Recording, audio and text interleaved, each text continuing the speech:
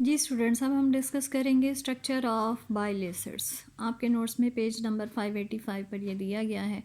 Bile acid का structure जो है अभी हमने ये पढ़ ली थी शुरू में definition. These are the hydroxy derivatives of either 5 alpha cholanic acid और 5 बीटा कोलैनिक एसिड। इसके एक एग्जांपल आपको दी गई है lithocholic acid, that is an example of bile acid.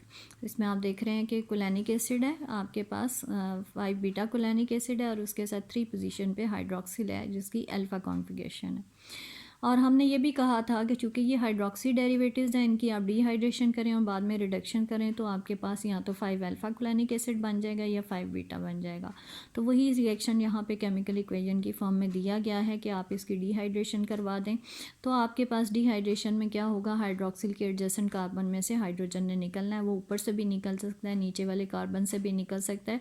So 2 different types की एल्कीन्स इसमें आपके पास प्रोड्यूस हो जाएंगी और जब आप इसकी हाइड्रोजनेशन करेंगे तो ये आपके पास सेचुरेट हो जाएगा और ये आपके पास 5 बीटा कोलैनिक एसिड जो है वो इसमें सिंथेसाइज हो गया।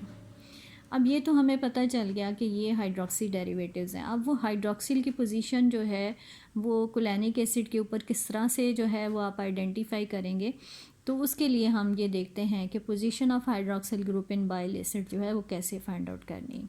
उसके लिए देखिए कोलेस्ट्रॉल एक रेफरेंस के तौर पे जो है वो इसमें यूज़ किया जाता है। ये एक डेरिवेटिव इसमें लिया गया है कोलेस्ट्रॉल का, विच इज़ 5 बीटा कोलेस्ट्रेन 3 बीटा ओल। अगर पिछली आप सिंथेटिक रूट देखें जिसमें हमने 5 बीटा कोलैनिक एसिड बनाया तो उसमें ये आपको दिया गया है कि कोलेस्ट्रॉल की ओपिनियर ऑक्सीडेशन करें और बाद में उसकी हाइड्रोजिनेशन करवा दें तो उसके रिज़ल्ट में आपके पास जो है 5 बीटा कोलेस्ट्रेन 3 बीटा ओल सिंथेसाइज हो जाएगा।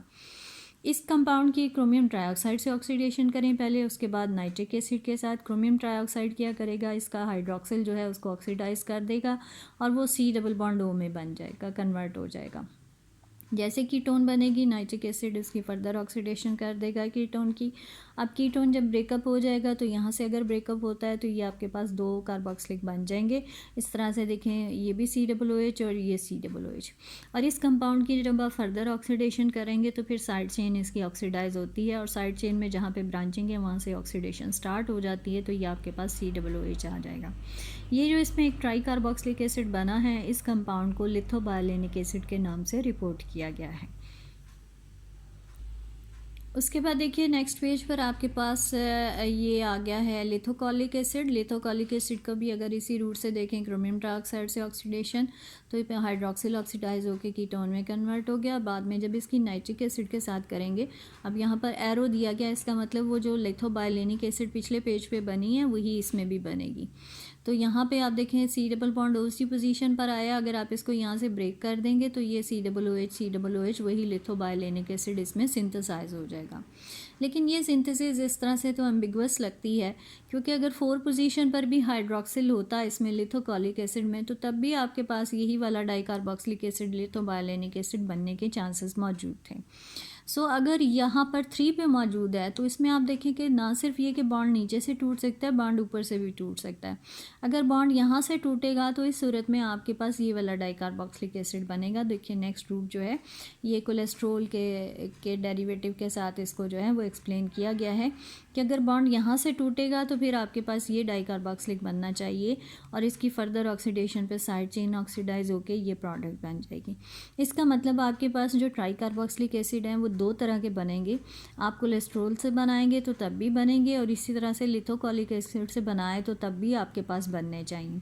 और एक्चुअली ये देखा गया कि लिथोकोलिक एसिड और कोलेस्ट्रॉल दोनों ने सेम जो है वो mixture of 2 different tricarboxylic acid जो है वो सिंथेसाइज किया, जिससे ये कंफर्म हो गया कि लिथोकोलिक एसिड में भी हाइड्रोक्सिल की वही पोजीशन होगी जो कि कोलेस्ट्रॉल में है। सो 3 पोजीशन पर ही हाइड्रोक्सिल जो है वो लिथोकोलिक एसिड में भी मौजूद है। उसके बाद फिर हाइड्रोक्सिल ग्रुप की उसमें कॉन्फ़िगरेशन जो है वो फाइंड आउट की गई और ये देखा गया कि वो अल्फ़ा कॉन्फ़िगरेशन जो है वो शो करता है। और अल्फ़ा कॉन्फ़िगरेशन कैसे पता चली, उसकी ऑक्सीडेटिव डिग्रेडेशन से जो प्रोडक्ट्स बनी उससे उसकी कॉन्फ़िगरेशन जो है उसको जस्टिफाई कर लिया गया। अब ये भी देखा गया कि तकरीबन तमाम जो हैं नेचुरल बाइल एसिड्स बाकी सब जो हैं that can be converted into lithocholic acid. अगर बाकी सब को हम लिथोकॉलिक एसिड में कन्वर्ट कर सकते हैं तो इसका मतलब ये हुआ कि उन सब में भी आपके हाइड्रोक्सिल की जो कॉन्फ़िगरेशन है वो अल्फ़ा कॉन्फ़िगरेशन ही होगी। तो ये आपके पास आ गया। उसके बाद आ जाइए नेक्स्ट पेज पर। नेक्स्ट पेज पर आप देखिए कि एक ऑक्सीडेटिव रूट आपको दिया गया है, Barbier Wieland oxidation, BW oxidation मैंने आपको पहले भी करवाई है, जिसमें हम ये कहते हैं कि जो साइड चेन है अगर उसमें एक लेंथ के बाद आगे COOH हो तो उसकी फर्दर ऑक्सीडेशन करवाएं तो एक CH2 कम होता जाएगा। आप देखिए यहाँ पे ये COOH है, अगर आपका लिथोकॉलिक एसिड की एग्जांपल ले रहे हैं तो ये COOH में से आप इसकी फ़र्दर ऑक्सीडेशन करवाएंगे तो क्या होगा, एक CH2 कम हो जाएगा और ये आपके पास यहाँ पे आ जाएगा कार्बोक्सिलिक, फिर एक कम हो जाएगा यहाँ कार्बोक्सिलिक। फ़र्दर ऑक्सीडेशन करवाएंगे तो ये C आ जाएगा, चूँकि चेन के सेंटर में है तो C double bond O ketone बनेगी, कार्बोक्सिलिक नहीं बनेगा। और ये कीटोन यहाँ से जब ब्रेकअप हो जाएगी तो फिर से C जो कि 2 कार्बन के साथ ऑलरेडी अटैच है तो ये ऑक्सीडाइज होकर C डबल बॉन्ड O में कन्वर्ट हो जाएगा। इसका मतलब इसकी बार्बियर वीलैंड ऑक्सीडेशन करें तो आपके पास ये डेरिवेटिव बनता है विच इज़ नोन एज 5-बीटा एंड्रोस्टिरोन। इसी तरह से अगर आप जो है 5-बीटा कोलैनिक एसिड कोलेस्ट्रेन 3 अल्फ़ा ओल जो है वो यूज़ करते हैं, उसमें भी सेम आपके पास यही रूट होगा कि आप बार्बियर वीलैंड ऑक्सीडेशन करें तो साइड चेन ऑक्सीडाइज होते होते यहाँ पे उसी तरह से डबल बॉन्ड, यानी ये भी सेम प्रोडक्ट आपको दे देगा जो कि ऊपर वाले कंपाउंड में दी है। तो जितने भी आपके कोलेस्ट्रोल में डेरिवेटिव अगर उसकी आप BW ऑक्सीडेशन करें तो चेन इसी तरह से जो भी चेन है उसको 1 बाय 1 एक कार्बन लेस करके एंड पे आपके पास जब ऑक्सीडेशन होगी सारी चेन टूट जाएगी और डेफिनेटली एंड पे जाके यही बनेगा आपका 5 मेंबर रिंग और इसके साथ ये ketonic group. So these are bile acids और उनका स्ट्रक्चर, कुछ जनरल इन्फॉर्मेशन और उनका स्ट्रक्चर आपको जो है वो इसमें डिस्कस करना है। Thank you.